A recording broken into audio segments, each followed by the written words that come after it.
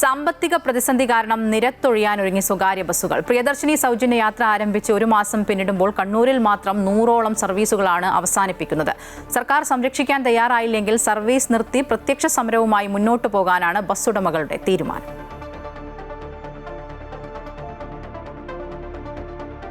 കടുത്ത പ്രതിസന്ധിയിലാണ് സ്വകാര്യ ബസ് മേഖല. പിടിച്ചു നിൽക്കാൻ കഴിയാത്ത അവസ്ഥയിലാണ് പല ബസ് ഉടമകളും. ഇനി എന്തു ചെയ്യണമെന്നറിയാതെ അരക്ഷിതാവസ്ഥയിലായ ഉടമകളുമുണ്ട്. ഡീസൽ തുക പോലും ലഭിക്കാത്ത സ്ഥിതിയാണ് പലർക്കും. പ്രിയദർശിനി സൗജന്യ യാത്ര പ്രതിസന്ധിയുടെ ആക്കം കൂട്ടി. നമ്മുടെ ഇടയിൽ തന്നെ പല സമ്പന്നന്മാരെ വ്യവസായം നടത്തുന്ന രീതിയിലല്ലേ ഇതിൽ ഭൂരിഭാഗവും സാധാരണക്കാരും നിത്യവൃത്തിക്ക് വേണ്ടിയിട്ട് ഉപജീവനമാർഗം നടത്തുന്നതിന് വേണ്ടിയിട്ട് സർവീസ് നടത്തുന്നവരുടെ ഭൂരിഭാഗവും നിങ്ങൾ കേരളം മുഴുവൻ പരിശോധിച്ചാൽ കാണും.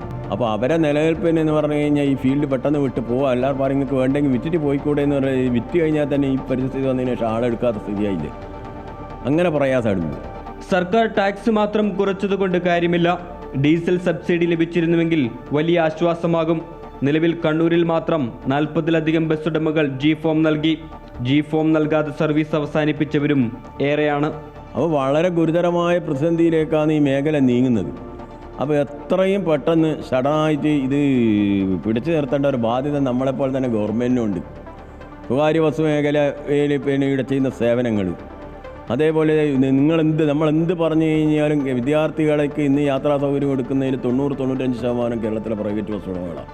8 വർഷം മുമ്പ് 2250 സ്വകാര്യ ബസ്സുകൾ സർവീസ് നടത്തിയിരുന്ന ജില്ലയിൽ ഇപ്പോൾ 900 ബസ്സുകൾ മാത്രമാണുള്ളത്.